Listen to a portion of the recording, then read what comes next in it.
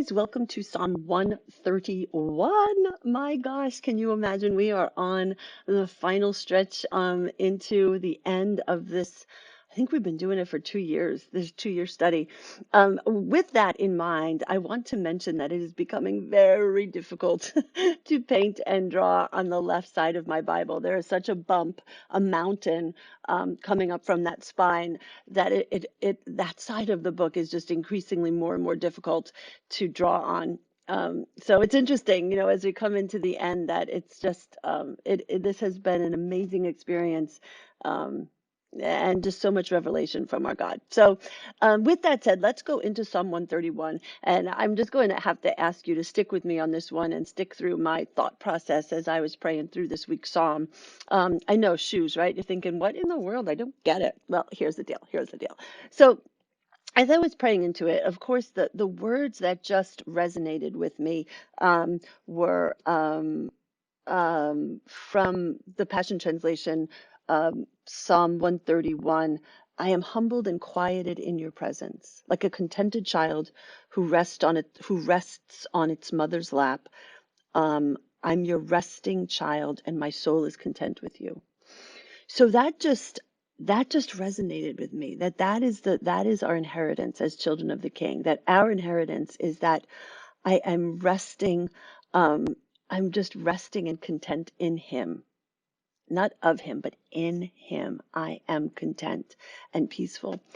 So, but that got me thinking, of course, that that's a wonderful place to stay, and that's a wonderful place to abide in the peace of Jesus Christ. And I think that's what, as children of a king, that's what our inheritance is to abide in the peace of Jesus Christ, through the ins and outs of every single day, to be in Him. Um, but then I got to thinking that we are called to make disciples out of nations. We are literally granted walking shoes. Um, and we're told to run the race and to run the race well. So that got me thinking that I think if for seasons we have to sit on the lap of our Father, and we have to be in His presence.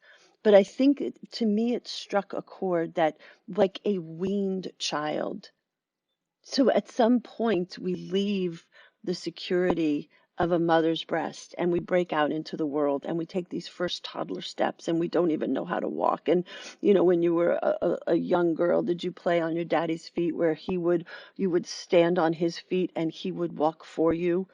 So I think we go from like this area of where we're just so close to God as a baby Christian. We're so close to God and we're figuring it all out.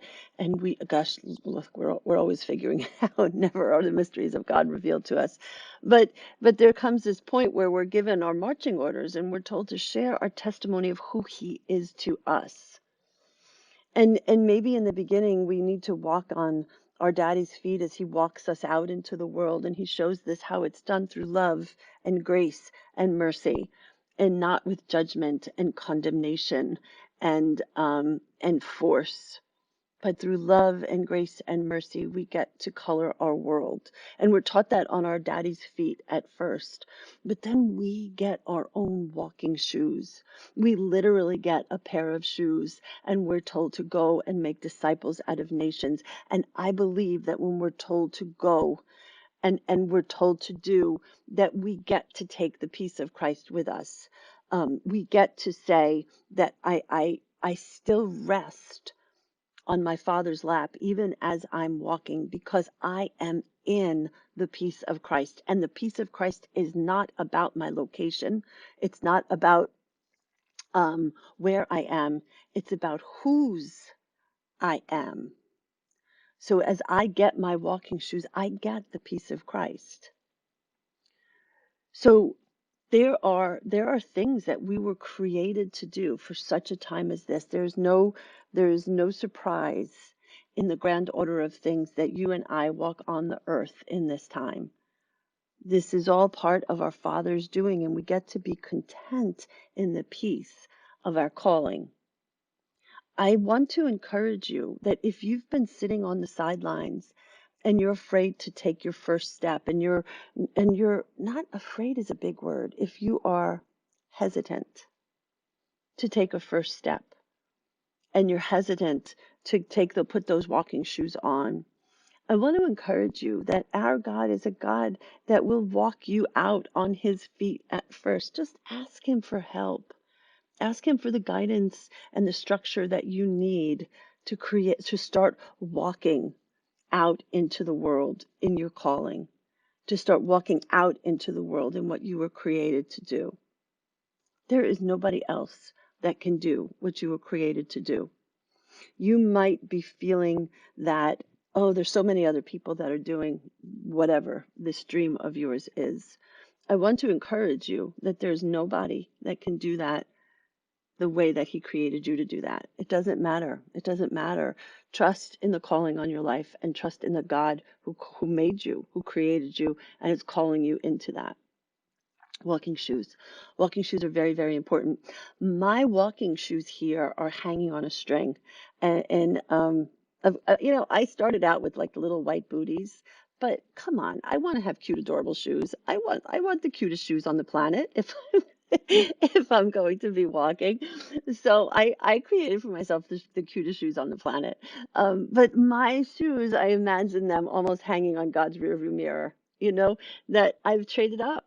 I traded up my toddler shoes. I traded in um, the weaning process, and I became a toddler. And then once I became a toddler, I get to be a walker. And and so I traded in these cute, adorable little shoes, and they're just hanging on God's rearview mirror as just a token of who I am in Him, and that He continues to call us to adventure after adventure after adventure after adventure, and our faith walk becomes deeper and deeper and deeper and deeper as we are granted new shoes. But in every adventure that we're called on, we get to have the content peace of Christ. Um, I wait for the day that I get my sneakers. You know, like that is an amazing day when you're granted sneakers and you're told to run the race, run the race with eagle's wings, run the race. So that is why my a content child turned into a pair of shoes, because I think always, always we're called to make disciples of nations.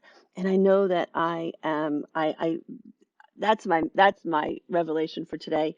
And you can just turn off the sound right now if you don't want to hear the rest of it. But I want to encourage everybody that what we're doing here in our Bibles is not for us. It is for us in that we get personal revelation into the character and nature of God, and we get personal revelation into who He is and whose we are.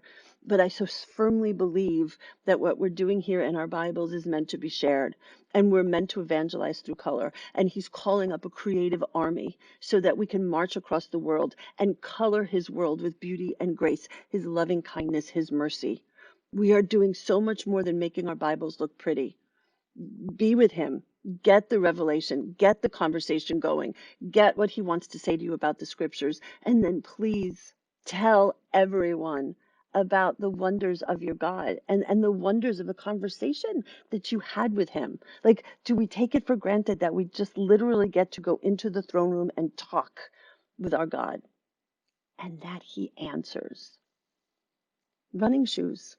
Running shoes. We get to take that and share it with the world and let everybody know. So that I am the biggest advocate for evangelism through color. And that's what I feel like my next season is about, as He trades up another pair of shoes for me. And I don't know what it looks like, but I'm not sure, but I just feel like it's evangelism through color. So I say yes, God. Publicly, I say yes, God, to whatever adventure He has in store for us. So I did, on an aside, just going back to an art thing here, I did have a lot of problems with this page. One, because of the bump. And then two, my page just was not wanting to sit on that gesso like at all. It just kept beating up. Usually when that happens in my Bible on this paper, I can heat it up with my heat gun, and that heats up that gesso again, and it allows it to take some of the paint. But Today it was having no part of it. So I laid in a preliminary foundation of color just so that I had something of a tooth that the markers could take. And then I did have to just switch over to the markers just to get some paint laid in and laid down on it. So that's why you see me switching to Tombow water-based markers here, because then I can still manipulate them as if they were my precious watercolors. So there's always a way around and there's always a way through the Bible journaling and what he's calling us to do. So guys, I'm going to speed up the rest of the video here. It has been fun, and I will see you next week in Psalm 132. Thanks, guys. Have a great week. Bye.